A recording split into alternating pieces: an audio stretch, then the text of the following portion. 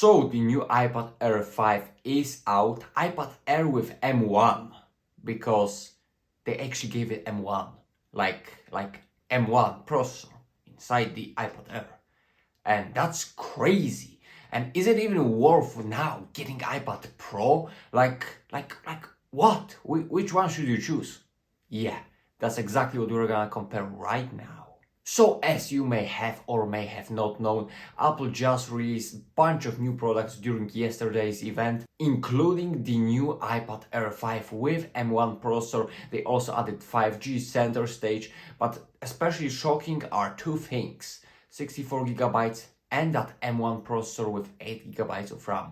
Like, this is crazy. And without wasting any of your extra time, like, to the point, which iPad should you choose right now? iPad Pro 11-inch with M1 or iPad Air 5 10.9-inch with M1 also? Like, what are even the differences? Well, right now, I wasn't a fan of iPad Air 4 that much, but right now, quite comfortably, I can say that the default option is iPad Air 5.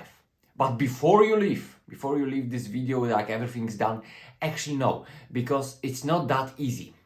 iPad Air is great, but the capability, the basic capability of the iPad Air 5 compared to the iPad Air 4 hasn't really changed that much. Yes, we got the M1 chip. Yes, we got more RAM. Yes, it's gonna be slightly snappier, it's gonna hold more tasks in the background, and it's gonna be supported for longer. But like, what does this M1 really give you over iPad Air 4? And why would you even pay extra for iPad Pro? Well, the thing is that iPad Air 5 still has a 60Hz display. And what that means compared to the iPad Pro is that even though, yes, they have the exact same processor, iPad Pro will still feel faster, snappier, smoother. Not because it will be opening apps quicker, not because it will be editing videos quicker or anything like that, but because that 120Hz display on iPad Pro will make things smoother, because it will make things seem better. It will actually take more advantage of that M1 power. For example, when it comes to gaming, like Call of Duty Mobile, PUBG Mobile, Wild Rift, iPad Air 5, even though it can play these games easily, it will still be limited to 60Hz. Just like you have on a PC. If you have 60Hz monitor and your PC is able to play like 240 FPS, it doesn't matter because the monitor itself is limited to 60Hz.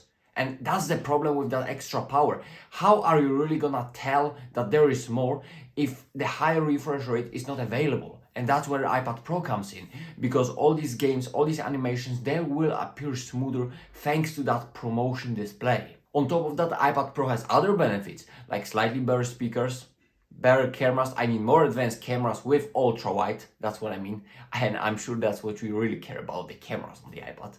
And on top of that, iPad Pro still has that one good advantage, and that is the storage. The base storage and the storage in general, because with the base storage, you get 128GB instead of 64. Because when you get the base iPad Air 5 model, you're still limited to 64GB. And with iPad Pro, that goes to default 128. And you can go up to 2TB compared to 256GB on the iPad Air. So what is the conclusion? Well, the conclusion is pretty simple. As I said, if you are into an iPad, if you're looking for one, iPad Air 5 is pretty much a default option because of that M1, because of other changes, because of the fact that now it's a better value than iPad Air 4 was. But with that being said, if you want higher refresh rate screen, that will actually take more advantage of that M1. You want that Thunderbolt port, which is only available, by the way, on the iPad Pro.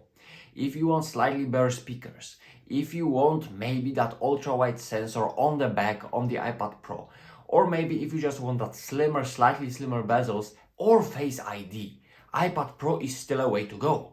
Because as I said, you care about storage, you care about 120Hz, you care about Face ID and speakers, then iPad Pro will still be a choice worth considering, even 1 year later. But iPad Air 5, on the other hand, gives you all that power and capability of the M1 chip for $200 cheaper. So like, if you are fine with 64GB and you are fine with 60Hz display, because I'm aware of the fact that some people don't care about 120Hz, but I gotta tell you that 120Hz makes a bigger difference on an 11-inch screen than it does for an iPhone. So like here it will be fairly noticeable. I guess for most people. Maybe most people won't care, but it's definitely gonna be noticeable and give you better experience.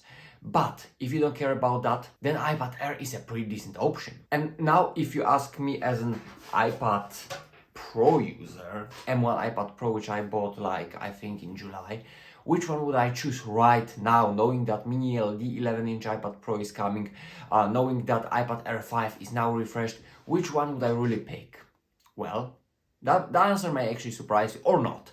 I would still go with the iPad Pro because I feel like that 120Hz screen allows you for more usage, like feeling of that power. It's hard to describe.